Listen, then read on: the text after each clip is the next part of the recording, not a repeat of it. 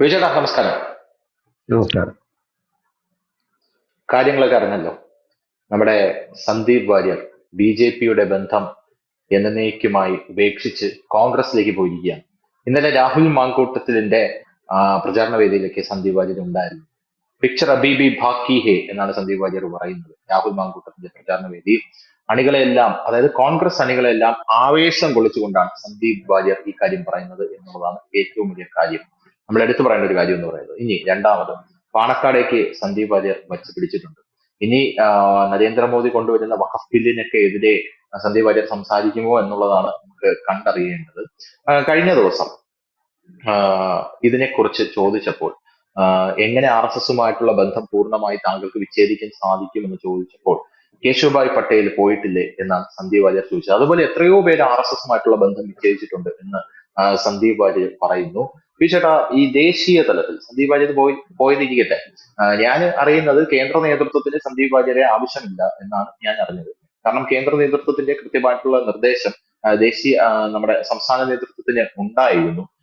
ഇതുപോലുള്ള ആൾക്കാർ വിട്ടുപോകുന്നെങ്കിൽ പൊക്കോട്ടെ. അതായത് കുറച്ചുകൂടെ കൊളോക്കിയലായിട്ട് പറഞ്ഞാൽ, നരേന്ദ്രമോദി അദ്ദേഹത്തിന്റെ ഇത്രയും വലിയ രാഷ്ട്രീയ സപര്യയിൽ ഇതൊക്കെ എത്ര കണ്ടതാ എന്നുള്ള രീതിയിലാണ്, പിന്നെയാണ് ഒരു ഉണക്ക സന്ദീപ് വാര്യർ എന്നുള്ള രീതിയിലാണ് കേന്ദ്ര നേതൃത്വം ഇങ്ങോട്ടേക്ക് പ്രതികരിച്ചത് എന്നാണ് അറിയാനായിട്ട് സാധിക്കുന്നത്. അപ്പോ ഇതുപോലെ ബി.ജെ.പിയിൽ നിന്ന് വിട്ടുപോയ ആർ എസ് എസുകാർ, ബി.ജെ.പിക്കാർ തന്നെ ഉണ്ട്. ഇവരുടെയൊക്കെ പിന്നീടുള്ള അവസ്ഥ എന്തായിരുന്നു? ഈ സന്ദീപ് വാര്യർ എടുത്ത് ഉദാഹരിച്ച ഈ കേശവഭായ് പട്ടേലിന്റെ ആ ഒരു സംഭവം എന്താണ്? സന്ദീപ് വാര്യർ കോൺഗ്രസിലേക്ക് പോകുമ്പോൾ, ഒരു മൈക്കോ ഒരു കസേരയോ കിട്ടിയില്ല എന്ന് പറഞ്ഞാണ് പോയത്, അങ്ങോട്ടേക്ക് പോകുമ്പോൾ ആ കോൺഗ്രസിന്റെ അവസ്ഥ എന്താകും? സന്ദീപ് വാര്യർ കോൺഗ്രസിൽ ക്ലച്ച് പിടിക്കാനുള്ള സാധ്യത കാണുന്നു. ഈ ധനുഷ, ആദ്യം തന്നെ നമ്മൾ മനസ്സിലാക്കേണ്ട ഒരു കാര്യം, സന്ദീപ് വാര്യര് ബേസിക്കലി ഒരു സ്വയം സേവനല്ല. ആർ എസ് എസിന് അങ്ങനെ രജിസ്റ്റർ മെമ്പർഷിപ്പ് ഒന്നും ഇല്ല. ആർക്ക് വേണമെങ്കിൽ എപ്പോ വേണമെങ്കിൽ ശാഖയെ പങ്കെടുക്കാം. ഇപ്പോൾ അതിന്റെ പരിപാടികളിലൊക്കെ ഗണവേഷം ഉൾപ്പെടെ ധരിച്ച് പങ്കെടുക്കുന്നതിനും വിലക്കുകളൊന്നുമില്ല. അദ്ദേഹം ഒരു SFI-കാരനായിരുന്നു. അവിടെ നിന്ന് പതുക്കെ ബി.ജെ.പിയിലേക്ക് എത്തിയ ഒരു വ്യക്തിയാണ്. ഈ നമ്മുടെ രാജ്യത്ത് കേഡർ പാർട്ടികൾ എന്ന് പറയുന്നത് ഇന്ന് രണ്ട് പാർട്ടികൾ മാത്രമേ ഉള്ളൂ. ഒന്ന് ബി.ജെ.പി, മറ്റൊന്ന് CPM. ഈ കേഡർ പാർട്ടിയിലുള്ള 95% പേരും നേതാക്കളല്ല പറയുന്നത്, അണികള്. ഈ അണികളുടെ കാര്യത്തിലാണ് കേഡർ പാർട്ടി എപ്പോഴും മുമ്പോട്ട് കുതിക്കുന്നത്. ഈ അണികൾ 95 എന്നല്ല 98% പേരും ആദർശം കണ്ട് വരുന്നവരാണ്, ഒരു ഐഡിയോളജി കണ്ട്. അപ്പം വളരെ ചെറുപ്പത്തിലെ തന്നെ ഒക്കെ അതുമായി ചേർന്ന് മുമ്പോട്ട് പോകുന്ന ആളുകളാണ്. അപ്പൊ അവരെ സംബന്ധിച്ച് ഈ ആദർശമാണ് അവരുടെ മുമ്പിലുള്ളത്. ധനുഷ് ശ്രദ്ധിച്ചിട്ടുണ്ടോ എന്നറിയില്ല, ഈ RSSന് ലീഡർ ആരാണെന്ന് ചോദിച്ചാൽ നമ്മൾ പറയും മോഹൻ ഭഗവത് ആണെന്ന്, മാധ്യമപ്രവർത്തകർ പറയും. പക്ഷെ ഒരു സ്വയം സേവകരോട് ചോദിച്ചാൽ അവര് പറയും ധ്വജമാണ്, പരമപവിത്രമായ ഞങ്ങളുടെ ധ്വജമാണ് ഞങ്ങളെ നയിക്കുന്നത്, അതാണ് ലീഡർ എന്ന് പറയും. മോഹൻ ഭഗവത് ഒരു ശാഖയിൽ വന്നു കഴിഞ്ഞാൽ ആദ്യം ചെയ്യുന്നത് ആ ധ്വജത്തെ, ആ പതാകയെ വണങ്ങിക്കൊണ്ടാണ് അവിടെ നിൽക്കുന്നത്. ആ ശാഖയുടെ മുഖ്യശിഷ്യൻ ചിലപ്പോൾ 5 വയസ്സുകാരൻ ഒരു കുട്ടിയാണെങ്കിൽ ആ 5 വയസ്സുകാരന്റെ നിർദ്ദേശം അനുസരിച്ചിട്ടായിരിക്കണം മോഹൻ ഭഗവത് അവിടെ പ്രവർത്തിക്കുന്നത്. ഇതാണ് അതിന്റെ സിസ്റ്റം. ഈ സംഘടനയുടെ ബേസിക് സിസ്റ്റം അറിയാതെ നമ്മൾ സംഘടനയെ വിമർശിച്ചിട്ട് കാര്യമില്ല. CPM-നെ സംബന്ധിച്ച് അവർ ഒരു കേഡർ പാർട്ടിയാണ്. അവരുടെ പ്രസ്ഥാനം നിൽക്കുന്നതും പ്രത്യയശാസ്ത്രത്തിലാണ് അവരുടെ നിൽക്കുന്നത്. ആ പ്രത്യയശാസ്ത്രം എന്ന് തകരുന്നു അന്ന് മാത്രമാണ് ഈ എന്താ പറയുന്ന പാർട്ടിയിൽ നിന്ന് അവർക്ക് പോകാൻ കഴിയുള്ളൂ. നിലവിൽ ഇപ്പൊ നമ്മുടെ RSS തുടങ്ങി 1925 തുടങ്ങി അന്ന് പറഞ്ഞ കാര്യങ്ങൾ തന്നെ ഇന്നും പറഞ്ഞിട്ടും RSSന്റെ ശാഖകൾ വളരുന്നല്ലാതെ അവർ തളരുന്നില്ല എന്ന് പറയുമ്പോൾ അവരുടെ പ്രത്യയശാസ്ത്രം ശരിയാണ് എന്ന് തന്നെ നമുക്ക് പറയേണ്ടി വരും. ഞാൻ ആ സംഘടനയുമായി ഒത്തുപോകാൻ തുടങ്ങിയിട്ട് 40 വർഷത്തോളം ആകും. എനിക്ക് ഇന്ന് വരെ ആ സംഘടനയുടെ പ്രത്യയശാസ്ത്രം തെറ്റാണെന്ന്, ആ 40 വർഷത്തിനിടയിലും അത് ഉണ്ടായില്ല. ഇനി ഞാൻ മരിച്ചാലും അവരുടെ പ്രത്യയശാസ്ത്രത്തിന് വ്യത്യാസമൊന്നും വരുന്നില്ല. ഇതാണ് പ്രത്യയശാസ്ത്രത്തിൽ അധിഷ്ഠിതമായ രീതി. ഇതിനെ ബ്രേക്ക് ചെയ്യാൻ കഴിയില്ല. പിന്നെ ഒരു വലിയ ഒരു മൂവ്മെന്റ് അതിൽ വരുന്നവർക്ക് ഉണ്ടാകും. അത് കേഡർ പാർട്ടിയുടെ ഒരു പൊതു സ്വഭാവമാണ്. ഈ കേഡർ പാർട്ടിയിൽ നിന്നിട്ട് ഹീറോ ആകാൻ എളുപ്പമാണ്. അത്യാവശ്യം ഒരു ഹീറോയിസം കാണിക്കുന്നവരെ അവർ വീരാരാധനയോടെ കാണും. അത് കേഡർ പാർട്ടിയുടെ പൊതു സ്വഭാവമാണ്. അത് CPM-ൽ ഉയർന്നു വന്നിട്ടുള്ള സഖാക്കൾ അവരുടെ ഒരു ലിസ്റ്റ് എടുത്തു കഴിഞ്ഞാൽ അവരെല്ലാം വീരപരിവേഷം കിട്ടിയവരായിരുന്നു. അതായത് വലിയ ലാത്തിച്ചാർജിന്റെ ഇടയിലേക്ക് ചാടി വീഴുന്നു, വലിയ സംഘർഷം ഉണ്ടാകുമ്പോൾ അവിടെയൊക്കെ ചാടി വീഴുന്നു, അങ്ങനെയൊക്കെയുള്ള വീരപരിവേഷങ്ങൾ. സംഘപരിവാറിലും ഈ BJP-യിലും അതൊക്കെ തന്നെയാണ്. ഒരു വലിയ വീരപരിവേഷം കിട്ടുന്നവരെ വാനോളം പുകഴ്ത്തും. പ്രത്യേകിച്ച് ഇന്ന് ഇന്ത്യയിലും കേരളത്തിലുമൊക്കെ സോഷ്യൽ മീഡിയയിലെ ഒരു വലിയ വിഭാഗം ഉള്ളത് സൈബർ സംഘികളാണ്. ആ സൈബർ സംഘികൾക്ക് ഇതിനൊന്നും യാതൊരു മടിയുമില്ല. ഇത് പ്രോത്സാഹിപ്പിക്കുന്നതിന് നല്ല കാര്യമാണ് അത്തരം നേതാക്കൾ ഉയർന്നു വരും. ഇവിടെ ശ്രദ്ധേയമായ ഒരു കാര്യം, ഈ പുകഴ്ത്തുന്നവർക്ക് ഒരു നിമിഷം മതി, കാരണം അവന്റെ പ്രത്യയശാസ്ത്രത്തെയാണ് ചൊറിയുന്നതെന്ന് തോന്നിയാൽ ആ നിമിഷം അത് കൈവിടാൻ ഒരു മടിയും ഉണ്ടാവില്ല. ഏറ്റവും നല്ല ഉദാഹരണം സന്ദീപ് വാര്യരിലേക്കല്ല ഞാൻ പോകുന്നത്, നരേന്ദ്രമോദിയിലേക്കാണ് ഞാൻ പോകുന്നത്. ശ്രീമാൻ നരേന്ദ്രമോദി ഈ ലോക്സഭാ തെരഞ്ഞെടുപ്പിന് അദ്ദേഹത്തിന്റെ പ്രചരണ റാലികളിലൊക്കെ അദ്ദേഹം പറഞ്ഞൊരു ചില പ്രചരണ റാലി പറഞ്ഞു അദ്ദേഹത്തെ ഒരു ദൈവമാക്കുന്ന രീതിയിൽ അദ്ദേഹം പറഞ്ഞു. അതിനെതിരെ RSS നിലവിൽ രംഗത്ത് വന്നു.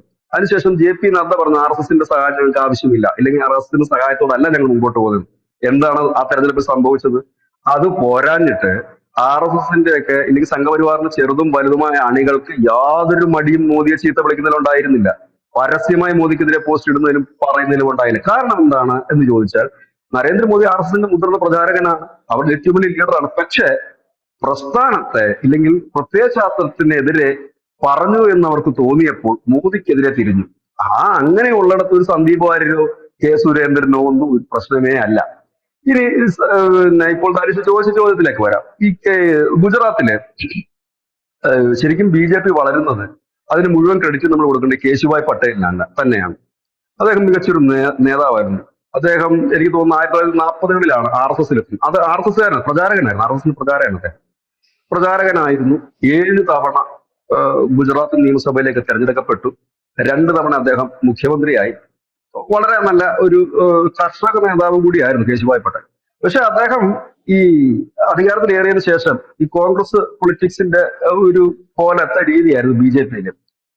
അപ്പം അദ്ദേഹം അധികാരത്തിൽ വരുമ്പോഴത്തേനും നമ്മുടെ ശങ്കർ സിംഗ് വഘേല പാർട്ടിയിലുണ്ട്. ഈ ശങ്കർ സിംഗ് വഘേലയും കേശുഭായ് പട്ടേലും തമ്മിൽ വലിയ രീതിയിലുള്ള ക്ലാഷുകൾ തുടങ്ങി. അങ്ങനെയാണ് കേശുഭായ് പട്ടേൽ പാർട്ടിയിൽ നിന്ന് പോകുന്നത്. ഈ ഒരു ക്ലാഷിനിടയിലേക്ക് ഉയർന്നു വന്ന നേതാവാണ് ശ്രീ നരേന്ദ്രമോദി. അദ്ദേഹം വരാനുണ്ടായ ഒരു സാഹചര്യം, ക്ലാഷ് കൂടുന്നു, കേശുഭായ് പട്ടേലിന് പ്രവർത്തിക്കാൻ കഴിയാത്ത ഒരു സാഹചര്യം. കാരണം അദ്ദേഹത്തിന്റെ കാൽമുട്ടൊരു ശസ്ത്രക്രിയ കഴിഞ്ഞു, അദ്ദേഹത്തിന് നടക്കാൻ കഴിയുന്നില്ല. ഇങ്ങനെ ഒരു സാഹചര്യത്തിൽ അദ്ദേഹം നിൽക്കുന്നു. അങ്ങനെ വന്നപ്പോൾ ഈ കച്ചില് നടന്ന ഭൂകമ്പവുമായി ബന്ധപ്പെട്ട് അതിനെ മുമ്പോട്ട് കൊണ്ടുപോകാനായിട്ട് ഈ കേശുഭായ് പട്ടേലിന് കഴിയുന്നില്ല. കാരണം കേശുഭായ് പട്ടേലിന് നിൽക്കുന്നില്ല ഭരണം. കാരണം വഘേലയുടെ ഒരു ഗ്രൂപ്പ് അതിനകത്ത് വളരെ ശക്തമാണ്. ഈ ഉദ്യോഗസ്ഥന്മാരുടെ ഒരു വൃന്ദം വഘേലയുടെ ഒപ്പമുണ്ട്. കേശുഭായ് പട്ടേലിന് കടിഞ്ഞാൻ കിട്ടുന്നില്ല. അവിടേക്കാണ് AB വാജ്പേയി, അത് എനിക്കൊന്ന് പാർട്ടിയുടെ ജനറൽ സെക്രട്ടറി ആയിരുന്ന മോദിയെ വിടുന്നത്. മോദി ആവശ്യപ്പെട്ടത് ഒരു ഫോൺ മാത്രമാണ്. 24 മണിക്കൂറും പ്രവർത്തിക്കുന്ന ഒരു ഫോൺ എനിക്ക് വേണം, ഞാൻ പറഞ്ഞാൽ കേൾക്കുന്ന ഉദ്യോഗസ്ഥന്മാരും വേണമെന്ന് പറഞ്ഞപ്പോൾ കൊടുക്കുകയും ഒരാഴ്ച കൊണ്ട് അത് കുറച്ചൊക്കെ ക്ലിയർ ചെയ്യാൻ, ആ വഴികൾ ക്ലിയർ ചെയ്യാനും മണ്ണ് നീക്കം ചെയ്യാനും ഒക്കെ ദ്രുതഗതിയിൽ കഴിഞ്ഞതോടുകൂടിയാണ് നരേന്ദ്രമോദി എന്ന് പറയുന്ന ഒരു വ്യക്തി അവിടെ കയറി വരുന്നത് സ്റ്റാർ ആയിട്ട്. അതുവരെ മോദി ആർക്കും അറിയത്തില്ല. RSSനുള്ളിൽ എല്ലാവർക്കും കുറച്ചു പേർക്ക് അറിയാമായിരിക്കും, BJPക്കുള്ളിൽ കുറച്ചു പേർക്ക് അറിയാമായിരിക്കും. എന്തിനേറെ ഇവിടെ ഈ മുരളി മനോഹർ ജോഷി കന്യാകുമാരി നടത്തിയ കന്യാകുമാരി തുടങ്ങിയ ഒരു യാത്രയുണ്ട്, ഏകതാ യാത്ര. ആ യാത്രയിൽ അന്ന് മുരളി മനോഹർ ജോഷിക്കായിരുന്നു വലിയ ഹൈപ്പ് കിട്ടിക്കൊണ്ടിരുന്നത്. ഈ അടുത്ത കാലത്താണ് മനസ്സിലായത് നരേന്ദ്രമോദിയാണ് അടുത്ത് നിൽക്കുന്ന താടി വെച്ച ചെറുപ്പക്കാരൻ അന്നത്തെ സമയത്ത്. അപ്പൊ എന്താണ് അതിൽ നിന്ന് മനസ്സിലാകുന്ന കാര്യം? ഇതിനകത്ത് നമ്മൾ കരുതുന്നിടത്തല്ല പുതിയ നേതാക്കൾ ഉദയം ചെയ്യുന്നത്. അപ്പൊ അങ്ങനെയുള്ള നേതാക്കൾ അനവധി സംഘടനകൾ. എന്നിട്ട് കേശുഭായ് പട്ടേൽ എന്താ സംഭവിച്ചത്? അദ്ദേഹം പരിവർത്തൻ ജനതാ പാർട്ടി എന്നൊരു പാർട്ടി ഉണ്ടാക്കി, പരിവർത്തൻ ജനതാ പാർട്ടി. പുള്ളി BJPന്ന് പുറത്തുപോയി കേശുഭായ് പട്ടേൽ. അങ്ങനെ BJPക്കെതിരെ മത്സരിച്ചു. ആദ്യത്തെ തവണ അദ്ദേഹത്തിന് കുറച്ച് സീറ്റ്, കുറച്ച് വിരലെണ്ണാവുന്ന സീറ്റുകൾ അദ്ദേഹത്തിന്റെ പാർട്ടിക്ക് നേടാൻ കഴിയും. കാരണം ഈ പട്ടേൽ വിഭാഗത്തിന് ഒന്നിപ്പിച്ചുണ്ട്. പക്ഷെ പിന്നീട് കണ്ടത് ഇദ്ദേഹത്തിന്റെ പാർട്ടി, പിന്നീട് ഇദ്ദേഹത്തിന് ഒരു വലിയ സ്വപ്നം എന്ന് പറഞ്ഞാൽ ഈ പിന്നെ BJPന്ന് പോയി പുതിയ പാർട്ടി ഉണ്ടാക്കി കോൺഗ്രസുമായിട്ട് അലൈൻ ചെയ്തുകൊണ്ട് മുമ്പോട്ട് വന്നു. പക്ഷെ അവിടെയാണ് പുള്ളിക്ക് പാളിച്ച പറ്റിയത്. അദ്ദേഹം കോൺഗ്രസിന്റെ പക്ഷത്തേക്ക് തിരിയുന്നു എന്ന് കണ്ടപ്പോൾ അദ്ദേഹത്തിനെ വാനോളം പുകഴ്ത്തിരുന്നു, ഇല്ലെങ്കിൽ അദ്ദേഹത്തെ തലയിൽ പൊക്കി വെച്ചുകൊണ്ടിരുന്ന ഒരു വലിയ വിഭാഗം പരിവാറുകാരി പാർട്ടിയിൽ നിന്ന് ഒലിച്ചങ്ങ് പോവുകയായിരുന്നു. ഇവിടെ ഒരു കാര്യം ശ്രദ്ധയാണ്, സന്ദീപ് വാര്യർ ഈ പാർട്ടിക്കകത്ത് നിന്നുകൊണ്ട് പാർട്ടിയെ വിമർശിച്ചിരുന്നെങ്കിൽ വളരെയധികം പിന്തുണ അദ്ദേഹത്തിന് കിട്ടിയേനെ. സന്ദീപ് വാര്യർ പറഞ്ഞത് ശരിയാണ്, അദ്ദേഹത്തിന് ഒരുപാട് പിന്തുണ കിട്ടിയേനെ. പക്ഷെ പാർട്ടിക്ക് പുറത്തു പോയി കഴിഞ്ഞാൽ ഒന്നുമല്ല. അതാണ് ഇവിടെ സംഭവിച്ചത്. അതാണ് നേരെ മറിച്ച് ഇപ്പൊ പലരും ഈ പാർട്ടിക്കുള്ളിൽ നിന്ന് തന്നെയുണ്ട്. പല BJPയുടെ പല നേതാക്കളും നേതൃത്വത്തിനെതിരെയൊക്കെ സംസാരിക്കാറുണ്ട്. അവരെ സപ്പോർട്ട് ചെയ്യാൻ സംഘപരിവാറിന്റെ ഒരു വിഭാഗം വരും. പക്ഷെ പാർട്ടിക്ക് പുറത്തു പോയ ഒരാളെ സപ്പോർട്ട് ചെയ്ത ഒരാളും വരില്ല. ഇതാണ് കേശുഭായ് പട്ടേലിന് സംഭവിച്ചത്. കേശുഭായ് പട്ടേൽ പാർട്ടി ഉണ്ടാക്കി. അപ്പൊ എല്ലാരും കരുതി സംഘപരിവാറിന്റെ ഒരു ഫ്ലേവറിലുള്ള പാർട്ടി ആയിരിക്കും എന്ന് കരുതി. അദ്ദേഹം കോൺഗ്രസുമായി കൂട്ടുകൂടാൻ തീരുമാനം എടുക്കുമ്പോഴത്തേക്കും പാർട്ടി ഒലിച്ചു പോയി എന്ന് തന്നെ പറയാം. അവസാനം 2014, അപ്പോഴത്തേക്കും പിന്നീട് അദ്ദേഹം രോഗാതുരനാവ് ഒക്കെ ചെയ്തു. 2014 അദ്ദേഹത്തിന്റെ ഈ പരിവർത്തൻ പാർട്ടി BJP ലയിച്ചു.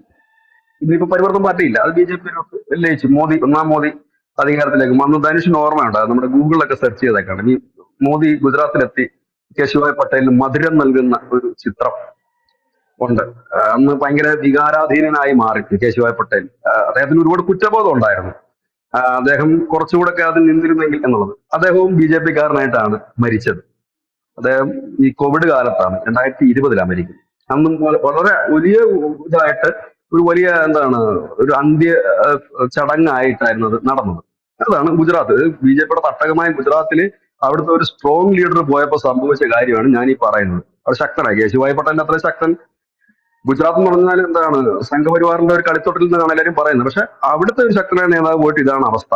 രണ്ടാമത് അവിടെ പോയൊരു കക്ഷി നമ്മുടെ ശങ്കർ സിംഗ് ബഘേലയാണ്. ശങ്കർ സിംഗ് ബഘേല ഒരുപാട് വയറ്റി തെളിഞ്ഞ് അവസാനം അതിൽ നിന്ന് പോയി കോൺഗ്രസിൽ കയറി. കോൺഗ്രസിൽ പോയി കഴിഞ്ഞപ്പോഴത്തേന് അവിടെ പോയി കറിവേപ്പിലയായി. വീണ്ടും തിരിച്ച് ബി ജെ പിയിലേക്ക് എത്താൻ പല പണിയും നോക്കി. രാജ്യസഭ സീറ്റിന് വേണ്ടി അത് കിട്ടിക്കഴിഞ്ഞാൽ മത്സരിക്കുന്നത്. പക്ഷെ അദ്ദേഹത്തെ ബി ജെ പി എടുത്തില്ല. അവസാനം ഒരു ഗതിയും പരഗതി ഇല്ലാതെ ബഘേലയ്ക്ക് ശൂന്യതയിലേക്ക് ലയിച്ചു ചേർന്ന വന്ന ഒരു ഇതാ. മൂന്നാമത് ഗുജറാത്തിനെ ഞെട്ടിച്ചുകൊണ്ട് അവിടുന്ന് മാറിയ ഒരാളാണ് നമ്മുടെ പ്രവീൺ തൊഗാഡിയ. ഡോക്ടർ പ്രവീൺ തൊഗാഡിയ വിശ്വ ഹിന്ദു പരിഷത്തിന്റെ നാവായിരുന്നു. വളരെ സ്ട്രോങ് ആയിട്ടുള്ള ഒരു മനുഷ്യൻ. പ്രവീൺ തൊഗാഡിയ അങ്ങനെ സംഘവുമായി തെറ്റുന്നു. വിശ്വ ഹിന്ദു പരിഷത്തിന്റെ അന്താരാഷ്ട്ര പ്രസിഡന്റ് ആണ്, അന്താരാഷ്ട്ര വർക്കിംഗ് പ്രസിഡന്റ്. അദ്ദേഹം RSSുമായി തെറ്റുന്നു, വിശ്വ ഹിന്ദു പരിഷത്തുമായി തെറ്റുന്നു. അങ്ങനെ വലിയ വിഷയം നടക്കുന്നു. അദ്ദേഹം സംഘത്തിൽ നിന്ന് തന്നെ പോകുന്നു. അദ്ദേഹം ഹിന്ദു ഹെൽപ്പ് ലൈൻ എന്ന് പറഞ്ഞിട്ട് ഒരു സംഘടന രൂപീകരിക്കുന്നു, ഹിന്ദു ഹെൽപ്പ് ലൈൻ. അപ്പൊ അന്ന് അദ്ദേഹം അത് രൂപീകരിക്കുമ്പോൾ അപ്പൊ അതിനകത്തും സ്വാഭാവികമായി അദ്ദേഹത്തിനൊപ്പം നിൽക്കുന്നത് ഈ പരിവാറുകാർ തന്നെ രൂപീകരിക്കുമ്പോൾ തൊഗാഡിയോടുള്ള ഒരു ആരാധനയും അദ്ദേഹത്തിന്റെ ഇതൊക്കെ കൊണ്ട് വിവിധ സംസ്ഥാനങ്ങളൊക്കെ രൂപീകരിക്കും. അന്ന് അദ്ദേഹം പറഞ്ഞൊരു കാര്യം, അപ്പൊ നമ്മുടെ നാട്ടിൽ കേരളത്തില് ശ്രീ പ്രതീഷ് വിശ്വനാഥനൊക്കെ ആ സംഘടനയുടെ അംഗങ്ങളായി. അപ്പം ഈ അന്ന് ഇവരെല്ലാം പറഞ്ഞൊരു കാര്യമുണ്ടായിരുന്നു, ഇത് എന്ന് രാഷ്ട്രീയ പാർട്ടി ആകുമ്പോൾ അന്ന് ഞങ്ങൾ നിങ്ങളോട് ഉണ്ടാകില്ല. കാരണം നമ്മുടെ ഒരു ആശയമായിട്ടൊരു സംഘടനയാണെങ്കിൽ ഞങ്ങൾ നിങ്ങളോടൊപ്പം ഉണ്ടാകും. പകരം നമ്മുടെ ആശയത്തെ കൊല്ലാനുള്ളൊരു പാർട്ടിയാണ് നിങ്ങൾ രൂപീകരിക്കുന്നതെങ്കിൽ അതിനൊപ്പം ഞങ്ങൾ നിൽക്കില്ല എന്ന് പറഞ്ഞു. അങ്ങനെ ഈ തൊഗാഡിയ ആദ്യം രാഷ്ട്രീയ പാർട്ടി രൂപീകരിക്കാൻ തയ്യാറായില്ലെങ്കിൽ പിന്നീട് അദ്ദേഹം രാഷ്ട്രീയ പാർട്ടി ആക്കിയത്. രാഷ്ട്രീയ പാർട്ടി ആക്കിയപ്പോൾ നമ്മുടെ കേരളത്തിൽ നമ്മൾ ഈ പറയുന്ന ഈ പ്രദേശ വിശ്വാസന അടക്കമുള്ളവർ വിവിധ സംസ്ഥാനങ്ങളിൽ നിന്നുള്ളവർ ഒന്നിച്ച് അതിൽ നിന്ന് പടിയിറങ്ങിപ്പോയി. ഇന്ന് ആ പാർട്ടി ഉണ്ടോ സംഘടന ഉണ്ടോ എന്നറിയില്ല. തൊഗാഡിയയുടെ കാലവും കഴിഞ്ഞു. അതാണ് അവിടുത്തെ കഥ. ഇനി പിന്നെ നമ്മൾ യു പിയിലേക്ക് വന്നു കഴിഞ്ഞാൽ, യു പിയിൽ ബി ജെ പിക്ക് അധികാരം കിട്ടിയപ്പോൾ അവർ ആദ്യം മുഖ്യമന്ത്രിയാക്കിയത് കല്യാൺ സിംഗിനെയാണ്. കല്യാൺ സിംഗിനെ ആക്കുമ്പോൾ കല്യാൺ സിംഗ് വെറും ഒരു ബി ജെ പിക്കാരല്ല. ഞാൻ ഈ പറഞ്ഞവരെല്ലാം ബഘേല ഒഴിച്ച് ബാക്കി പറഞ്ഞവരുടെ ലിസ്റ്റിലെല്ലാം അവരെല്ലാം RSSകാരായിരുന്നു. ഇപ്പൊ ഇവിടെ കല്യാൺ സിംഗിനെ കൊണ്ടുവന്നു. കല്യാൺ സിംഗ് സ്വാഭാവികമായി ഈ വനവാസി കല്യാൺ സിംഗിന്റെയും അതുപോലെ തന്നെ മറ്റു സംഘടനകളുടെയും ഒക്കെ ചാർജ് ഉണ്ടായിരുന്ന ഒരു RSSകാരനാണ് കല്യാൺ സിംഗ്. അധ്യാപകനായിരുന്നു. അപ്പൊ അദ്ദേഹത്തെ കൊണ്ടുവന്ന് മുഖ്യമന്ത്രിയാക്കി. പിന്നെ കുറച്ചുനാൾ മുമ്പോട്ട് പോയി. അതിനുശേഷം പിന്നീട് ഈ പാർട്ടിയുമായിട്ട് കല്യാൺ സിംഗ് തെറ്റുന്നു. കല്യാൺ സിംഗ് തെറ്റിക്കഴിഞ്ഞതിന് ശേഷം അദ്ദേഹം ഒരു പാർട്ടി രൂപീകരിക്കുന്നു. കുറച്ച് സീറ്റുകളൊക്കെ അദ്ദേഹത്തിന് ആദ്യ സമയത്ത് നേടാൻ കഴിഞ്ഞു. പിന്നീട് അദ്ദേഹത്തിന്റെ പാർട്ടിയും തകർന്നു തരിപ്പണമായതിനു ശേഷം അദ്ദേഹം ബി ജെ പിയിലേക്ക് മടങ്ങുകയാണ് ഉണ്ടായത്. ബി ജെ പിയിലേക്ക് മടങ്ങുകയും ബി ജെ പിക്ക് പിന്നെ അദ്ദേഹത്തിന് ഒന്നും ചെയ്തു കൊടുക്കാൻ കഴിയാത്തൊരു സാഹചര്യമായിരുന്നു. കാരണം അദ്ദേഹം ആരോഗ്യമൊക്കെ ക്ഷയിച്ച് ഓർമ്മയില്ല, വല്ലാത്തൊരു അവസ്ഥയിലേക്ക് അദ്ദേഹം നിൽക്കുന്നത്. ഒരുപാട് പ്രായമായി. അതുകൊണ്ടാണ്. അപ്പോ അദ്ദേഹത്തിന്റെ ആ ഒരു മരണാന്തര ചടങ്ങുകൾ ബി ജെ പി വലിയ രീതിയിൽ തന്നെയായിരുന്നു അത് മുമ്പോട്ട് കൊണ്ടുപോയത്. ഇന്ന് കേശുഭായ് പട്ടേല് കാവി കച്ച പുതച്ച് ചുടലയിലേക്ക് പോകുന്നു. രണ്ടാമത് കല്യാൺ സിംഗ് പാർട്ടിക്ക് ഒരു വലിയ വെല്ലുവിളി സൃഷ്ടിക്കുമെന്ന് കരുതി പുതിയ പാർട്ടി ഉണ്ടാക്കിയ അദ്ദേഹവും അങ്ങനെ തന്നെ പോകുന്നു. അതായത് ഈ RSSകാർ എപ്പോഴും പറയും, പോകുന്നവനെ ചീത്ത വിളിക്കരുത്, കാരണം അവൻ ഏത് നിമിഷവും മടങ്ങി വരാമെന്ന് പറയും. കാരണം ഇതൊരു ആദർശമാണ്, ആദർശത്തിൽ പറയും. അത് കേശുഭായ് പട്ടേൽ വന്നു. കേശുഭായ് പട്ടേൽ വന്നതിന് ശേഷം നമ്മുടെ ഉമാഭാരതി എന്ന് പറഞ്ഞാൽ ചെറിയ പുള്ളിയൊന്നുമല്ല, വലിയ ഫാൻ ബേസ് ഉള്ള ഒരു നേതാവ് തന്നെയാണ് അന്നത്തെ സമയത്ത്. വളരെ തീപ്പൊരി പ്രാസംഗികയൊക്കെയാണ്, സന്യാസിനിയാണ്. മധ്യപ്രദേശിലാണ് ഉമാഭാരതിയുടെ തട്ടകം. മധ്യപ്രദേശിൽ യു പിയിൽ അടക്കം വലിയ ഫാൻ ഉള്ള ഒരു ആളാണ് ഉമാഭാരതി. ആ ഉമാഭാരതി പാർട്ടി വിട്ടു, ഒരു സംഘടന രൂപീകരിച്ചു. കുറെ സന്യാസിനിമാരെയൊക്കെ സംഘടിപ്പിച്ചു. ഉമാഭാരതി വലിയ രീതിയിൽ മുമ്പോട്ട് മൂവ് ചെയ്തു. പക്ഷെ ഉമാഭാരതിക്ക് എങ്ങും എത്താൻ കഴിഞ്ഞില്ല. ഒടുവിൽ വീണ്ടും ഉമാഭാരതി ബി ജെ പിയിലേക്ക് മടങ്ങിയെത്തി. ഉമാഭാരതി മടങ്ങിയെത്തി കഴിഞ്ഞപ്പോൾ ഒന്നാം മോദി മന്ത്രിസഭയുടെ കാലത്ത് ഉമാഭാരതിക്ക് ഒരു 2.5 വർഷക്കാലം ഗംഗാനദി ശുചീകരിക്കുന്ന മന്ത്രാലയത്തിന്റെ ഒരു ചുമതല നൽകിയിരുന്നു. ഇപ്പോഴും ഉമാഭാരതി ബി ജെ പിയുടെ ആള് തന്നെയാണ്. ഇനി പോയ മറ്റൊരു കക്ഷിയാണ് ശത്രുഘ്ൻ സിൻഹ. അദ്ദേഹം RSSകാരനൊന്നും അല്ല. BJP-യിലേക്ക് എത്തിയാണ്. ശത്രുഘ്നൻ സിൻഹ എന്ന് പറയുമ്പോഴത്തേനും ആഹ് മലയാളികൾക്ക് എത്ര പേർക്ക് അറിയാമെന്നറിയില്ല, ഹിന്ദി സിനിമയിലെ ഒരു നല്ല താരമാണ്, ഹീറോയാണ്. ആ ഹീറോ ആയിരുന്നു, നല്ല ഇതൊക്കെ ഉണ്ടായിരുന്നു. ഈ അദ്ദേഹം വന്നു, അതിനുശേഷം അദ്ദേഹം പാർട്ടിയിൽ നിന്ന് പോയി. ഇന്ന് അദ്ദേഹത്തിന്റെ ഗതി എന്താണ്? ബീഹാറിലാണ് അദ്ദേഹത്തിന്റെ തട്ടകം, ബീഹാർ. അവിടെ നിന്നിട്ട് എന്തായി എന്നുള്ളത് ചിന്തിക്കാനുള്ളതേ ഉള്ളൂ. അദ്ദേഹത്തിന് മോനും പൊളിറ്റിക്സിലൊക്കെ വരുന്നു തോന്നും. അത് അദ്ദേഹത്തിന്റെ ശത്രുഘ്നൻ സിൻഹയുടെ അവസ്ഥ. ഏത് നിമിഷവും തിരിച്ച് വിളിച്ചാൽ BJP ഒന്ന് ഞൊടിച്ചാൽ തിരിച്ചു വരാവുന്ന അവസ്ഥയിലാണ് ശത്രുഘ്നൻ സിൻഹ. പക്ഷെ BJP മൈൻഡ് ചെയ്യാൻ പോയിട്ടേ ഇല്ല ഇതുവരെ. അത് അവിടുത്തെ ഒരു കാര്യം. അപ്പോ ഇനി നമ്മൾ ഈ വെല്ലുവിളികൾ നോക്കിക്കഴിഞ്ഞാല് പിന്നെ ഇങ്ങനെ പ്രധാന ഈ യെദ്യൂരപ്പ കർണാടകത്തിൽ അദ്ദേഹം പോയിട്ട് എന്തായി? തിരിച്ച് BJP-യിലേക്ക് മടങ്ങിയില്ലേ? അദ്ദേഹം വലിയ കർണാടകത്തെ സംബന്ധിച്ച് യെദ്യൂരപ്പയ്ക്ക് വലിയ പവറുള്ള മനുഷ്യനാണ്. കർണാടകത്തിലെ BJP, ഈ കേശുഭായ് പട്ടേലിന്റെ കാര്യം പറഞ്ഞതുപോലെ കർണാടകത്തിൽ BJP അധികാരത്തിലേറ്റതും BJP-ക്ക് ശക്തി പകർന്നതും എല്ലാം യെദ്യൂരപ്പയാണ്. ആ യെദ്യൂരപ്പ പോയി വേറെ ഇത് സംഘടനയും പാർട്ടിയൊക്കെ ഉണ്ടാക്കി കഴിഞ്ഞിട്ട് എന്താ സംഭവിച്ചത്? വീണ്ടും അദ്ദേഹം തിരിച്ച് BJP-യിലേക്ക് വന്നു. ഇപ്പൊ അദ്ദേഹം നാഷണൽ എക്സിക്യൂട്ടീവ് മെമ്പറാണ് BJP-യുടേത്. അങ്ങനെ അദ്ദേഹം ഇപ്പൊ 80 വയസ്സോളം ആയി യെദ്യൂരപ്പ. അപ്പൊ അദ്ദേഹം ആ ഒരു രീതിയിലേക്ക് മുൻപോട്ട് പോകുന്നു. അങ്ങനെ ഈ ഇതിനകത്ത് എന്താ പറ്റുന്ന വെച്ച് കഴിഞ്ഞാല്, ഇതിനകത്ത് നമ്മളിപ്പോ നിന്ന് അതിനകത്തൊരു ഹീറോ ആകുകയാണെങ്കിൽ അത് ഹീറോ ആക്കി തരും അവര്. ഈ സംഘപരിവാർ അനുകൂലികൾക്ക് അങ്ങനെ ഒരു ഗുണമുണ്ട്, അവർ ഹീറോ ആക്കി തരും. നമുക്ക് ഇച്ചിരി കഴിവുണ്ടെങ്കിൽ അവർ നമ്മളെ വാഴ്ത്തുപാട്ടൊക്കെ ചെയ്ത് PR വർക്കൊക്കെ ചെയ്ത് നമ്മളെ ഫോട്ടോ ഒക്കെ ഇട്ട് BGM ഒക്കെ കൊടുത്ത് അവർ നമ്മളെ ഹീറോ ആക്കി തരും. ഭയങ്കര ആരാധനയും കിട്ടും. പക്ഷെ അവരുടെ പ്രസ്ഥാനത്തിന് നേരെ തിരികെയാണെന്ന് കണ്ടു കഴിഞ്ഞാൽ ഇവര് പിന്നെ അവരുടെ ഒന്നാം നമ്പർ ശത്രു അവനെ കാണത്തുള്ളൂ. അവിടെ സന്ദീപ് വാര്യർക്ക് പറ്റിപ്പോയ രണ്ട് കാര്യങ്ങൾ. ഒന്ന്, അദ്ദേഹത്തിന് ടൈമിംഗ് തെറ്റിപ്പോയി. രണ്ട്, അദ്ദേഹം പറഞ്ഞത് ഈ പ്രത്യയശാസ്ത്രത്തിന്റെ കാര്യം പറഞ്ഞ് പോയതാണ്. അതായത് കൂടെ നിന്നത് ചതിയനാണ്, ചതിച്ചു എന്നൊരു നരേറ്റീവ് സൃഷ്ടിക്കാൻ BJP-ക്ക് കഴിഞ്ഞു എന്നുള്ളതാണ് BJP-യുടെ ഏറ്റവും വലിയ വിജയം എന്ന് പറയുന്നത്. ഇത് ഞാൻ ചോദിച്ചിട്ട് ഇവിടെ രസകരമായ ഒരു കാര്യമുണ്ട്. അത് ധനുഷ് ശ്രദ്ധിച്ചോന്ന് എനിക്കറിയില്ല. നമ്മുടെ രാമൻപിള്ള ഉണ്ടായിരുന്നു, ജനപക്ഷം എന്നാണെന്ന് തോന്നുന്നത് അദ്ദേഹത്തിന്റെ പാർട്ടി രൂപീകരിച്ചു പോയി. രാമൻപിള്ള BJP സംബന്ധിച്ച് മുതിർന്നൊരു നേതാവ് തന്നെ കേരളത്തിന്റെ BJP-യുടെ അടിത്തറ പാകുന്ന ശക്തനായ നേതാവാണ്. രാമൻപിള്ള പോയിട്ട് എന്ത് സംഭവിച്ചു? രാമൻപിള്ള BJP-യിലേക്ക് മടങ്ങി. ഈ രാമൻപിള്ള പോയി കഴിഞ്ഞിട്ടല്ലേ രാജഗോപാൽ നിയമത്തിൽ ജയിച്ചത്, അല്ലെ? അത് കഴിഞ്ഞിട്ട് കണ്ണൂരിന്റെ വലിയ ഒരു ലീഡർഷിപ്പിലുണ്ടായിരുന്നാണ് OK വാസു പോയി കഴിഞ്ഞാൽ ഇപ്പം അമ്പാടിമുക്ക് ശാഖതകരും, ഇല്ലെങ്കിൽ കണ്ണൂർ തരിപ്പണമാകും. OK വാസുവിന്റെ മകൻ ഇപ്പോഴും BJP-യിലാണ്. OK വാസു പോയതിനു ശേഷം അല്ലേ തൃശ്ശൂർ BJP ജയിച്ചത്. അപ്പം പിന്നെ അങ്ങനെ കുറെ പേര് ഇവിടുന്ന് പോയിട്ടുണ്ട്. രാമൻപിള്ള തിരിച്ചു വന്നു. OK വാസു ഇനിയിപ്പോ തിരിച്ചു വരാൻ കഴിയത്തില്ല. OK വാസുവിനെ സംബന്ധിച്ച് അദ്ദേഹം ഇപ്പൊ കൊച്ചി ദേവസ്വം ബോർഡിന്റെ മെമ്പർ ആണെന്നാണ് എന്റെ ഒരു അറിവ്. അദ്ദേഹത്തിന് ഒരു തിരിച്ചു വരാനുള്ള സാഹചര്യമില്ല. അപ്പോ പലരും ഈ പാർട്ടി കേരളത്തിൽ തന്നെ വിട്ടുപോയിട്ടുണ്ട്. ഈ പോയവരെല്ലാം പിന്നെ മടങ്ങി വന്നിട്ടുണ്ട്. കാരണം എന്താന്ന് വെച്ച് കഴിഞ്ഞാല് ഇവിടെ കിട്ടുന്ന ഒരു സ്വീകാര്യത. ഇപ്പൊ സ്വാഭാവികമായും പാർട്ടിക്കുള്ളിൽ തർക്കങ്ങൾ ഉണ്ടാകും. അതൊരു വലിയ പാർട്ടിയാകുമ്പോൾ സ്വാഭാവികമായും തർക്കങ്ങൾ ഉണ്ടാകും, എതിർപ്പുകൾ ഉണ്ടാകും, കണ്ടുകൂടാത്തുണ്ടാകും. നമ്മളൊക്കെ മനുഷ്യരല്ലേ, സ്വാഭാവികമായിട്ട് ഒരാളുടെ പറയുമ്പോൾ നമുക്ക് സൂഹിക്കത്തില്ല. നമ്മുടെ ഓഫീസിൽ തന്നെ അങ്ങനല്ലേ. അപ്പൊ നമ്മളൊരു ലീഡർഷിപ്പ് ഒരാൾ വരുമ്പോൾ മറ്റൊരാൾക്ക് ചൊറിച്ചിൽ വരും, കുത്തിത്തിരിപ്പ് വരും. ഇതൊക്കെ സ്വാഭാവികമാണ്, എല്ലാ പാർട്ടിയിലും ഉള്ളത്. പക്ഷെ അവിടുത്തെ ഒരു പ്രശ്നം എന്ന് വെച്ചാൽ ഐഡിയോളജി ഇല്ല എന്നുണ്ടെങ്കിൽ പിടിച്ചു നിൽക്കുക പ്രയാസമാണ്. ഐഡിയോളജി ഉണ്ടെന്നുണ്ടെങ്കിൽ ഇവർക്ക് സ്ട്രോങ് ആയിട്ട് നിൽക്കാൻ പറ്റും. RSSന്റെ ശാഖ വല്ലപ്പോഴും പോയി ട്രൗസർ ഇട്ടിട്ട് സ്വയം സേവനായില്ല. അതിന്റെ ആദർശത്തിൽ അടിയുറച്ച് നിന്നെങ്കിൽ മാത്രമേ ആ ഒരു സാധനം കിട്ടുള്ളൂ. അവിടെയാണ് ഈ ഒരു സംഭവം പറ്റിയത്. അവിടെ കുറച്ചുകൂടെ എനിക്ക് തോന്നുന്നത് സന്ദീപ് വാര്യർ കുറച്ചുകൂടി, ഇപ്പോഴല്ല കുറെ നാൾക്ക് മുമ്പ്, ഇപ്പോഴല്ല, അദ്ദേഹത്തിന്റെ ഒരു ലേറ്റസ്റ്റ് സംഭവങ്ങളൊക്കെ ഒരുപാട് ആ പാർട്ടിയിൽ നിന്ന് അകന്നതിന്റെ ഒരു സൂചന തന്നെയാണ് കഴിഞ്ഞ കുറെ നാളുകളായിട്ട് പുള്ളി നൽകിക്കൊണ്ടിരിക്കുന്നത്. പുള്ളിയായിട്ട് സംസാരിക്കുന്ന പലരിൽ നിന്നും നമുക്ക് ലഭ്യമാകുന്നത് അത്തരത്തിലുള്ള വിവരം തന്നെയാണ്.